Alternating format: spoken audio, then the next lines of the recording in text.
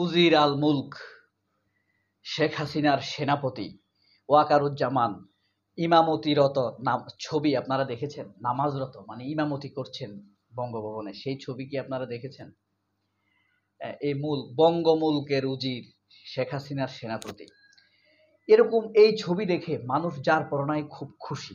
বিশেষ করে যাদের ঈমান রয়েছে মানে অল্প পরিমাণ, তারা খুব খুশি। একটা সেনাপতি এভাবে নামাজ পড়ে, তার উপরে ইমামতি, এটা তো খুবই আনন্দের বিষয়। তবে বেশি খুশি কারা জানেন? সেটা পরে বলছি।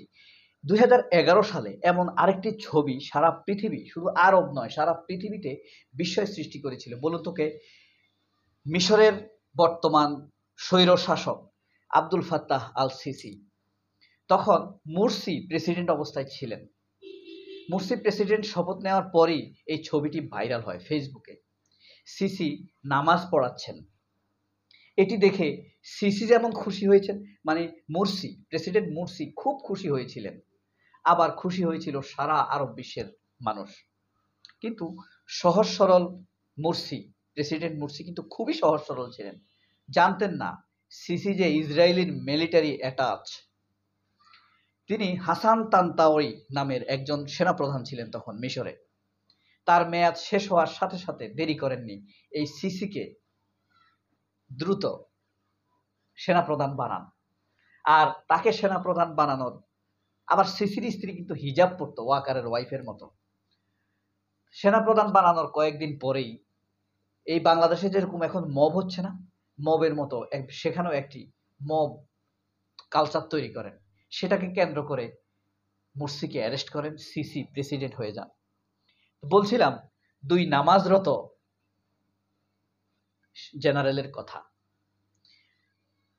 আপনার ইসরায়েলের বর্তমান যে নেতানিয়াহু, এই যে ফিলিস্তিনিদের উপর আক্রমণ করছে, সে যদি শুধু নামাজ না, কাবা শরীফে গিয়েও যদি দাঁড়িয়ে থাকে, তাকে কি আপনি বিশ্বাস করবেন? No, never. যদি সে আপনার বাইতুল মুকাদ্দাসে গিয়ে দাঁড়িয়ে থাকে, তাকে কি আপনি বিশ্বাস করবেন? না। সে যদি আল আকসার মতো আরেকটি মসজিদ নির্মাণ করে দেয় $5,000 কোটি খরচ করে, আপনি কি নেতানিয়াহুকে বিশ্বাস করবেন? বেঞ্জামিন নেতানিয়াহুকে বিশ্বাস করবেন? না। ওয়াকার যদি এরকম নামাজ 10 বার পড়ে, তার বাপের বাড়ির পেছনে যদি 2টা কাবা শরীফ বানায় নকল, তবু কি আপনি বিশ্বাস করবেন ওয়াকারকে? না। এদের নামাজের পেছনে প্রতারণা। কারণ কি, ভণ্ডনবী ছিল না হযরত মুহাম্মদ সাল্লাল্লাহু আলাইহি সাল্লামের সময়? সেও কিন্তু আল্লাহর প্রতি উপর দিয়ে আনুগত্য দেখাতো, কিন্তু তার প্রতি কি আসলে ওহী নাজিল হয়েছে? হয়নি। তো এই কারণেই দুই জেনারেলের নামাজ, এটা অবিশ্বস্ততা এবং অনির্ভরশীলতা এবং প্রতারণার আরেকটি উদাহরণ মাত্র, নজির। ফ্যাক্ট হলো, আমাদের সামনে যেহেতু উদাহরণ আছে, সেহেতু আমরা একবার প্রতারিত হয়েছি সিসিকে দিয়ে, ওয়াকারকে দিয়ে প্রতারিত হব না। Who once Awami League, he never patriot, never faithful. কখনো একবার আওয়ামী লীগ করলে আর সে বিশ্বস্ত হতে পারে না, সে দেশপ্রেমিক হতে পারে না। কারণ তার আনুগত্য হাসিনার প্রতি, আর হাসিনার আনুগত্য ভারতের প্রতি। মানুষ দুধ খায়, গরুর দুধ খায়, গরু ঘাস খায়, সুতরাং মানুষ ঘাস খায়। তো ওয়াকারের আনুগত্য এই দেশের প্রতি না, হাসিনার প্রতি। একবারও হাসিনাকে এখনো সে স্বৈরশাসক বলেনি, এই কালপ্রিট একবারও স্বৈরশাসক। বরং আমাদের ম্যান্ডেটে, এই দেশের রক্তের ম্যান্ডেটে যিনি এখন নির্বাহী ক্ষমতায়, ডক্টর ইউনূস, তাকে নাম ধরে সম্বোধন করেছে অভদ্র, অসভ্য, বেয়াদবের ভাষায়। সেই হিসেবে আপনি ওয়াকারকে কিভাবে বিশ্বাস করবেন? আমার প্রশ্ন হলো সেখানে। পিনাকি ভট্টাচার্য গত পরশু একটি পোস্ট দিয়েছেন সিসির নামাজের আগে ও পরে। মানে আব্দুল ফাত্তাহ আল সিসি, মিশরের সেনাপ্রধান। মিশরের সেনাপ্রধান সিসি কিন্তু সেনাপ্রধান হয়ে নামাজ পড়েননি। তিনি একজন সর্বোচ্চ লেভেলের জেনারেল ছিলেন, কিন্তু তখন সেনাপ্রধান ছিল হাসান তান্তাওয়ি। অসাধারণ মানে একজন সমরবিদ হাসান তান্তাওয়ি। হাসান তালুকদারকে মেয়াদ শেষ হওয়ার পরে তাকে প্রতিরক্ষা সচিব বানিয়েছিল ব্রাদারহুড বা মুরসি। আর তার জায়গায় যে সেনাপ্রধান হওয়ার কথা, সেনাপ্রধান বানানো হয়েছে এই সিসিকে। সিসি সেনাপ্রধান হয়েই ষড়যন্ত্র শুরু করে, আর ওয়াকার তো সেনাপ্রধান হিসেবে আছেনি। বুঝতে পেরেছেন বৃত্তান্তটা কোথায়, আলোচনাটা কোথায়, মিলটা কোথায় বলেন তো? ওয়াকারের কোন কাজের কারণে আপনি ওয়াকারকে বিশ্বাস করবেন? আমি ওয়াকারকে গালাগালি করছি না, কিচ্ছু করছি না।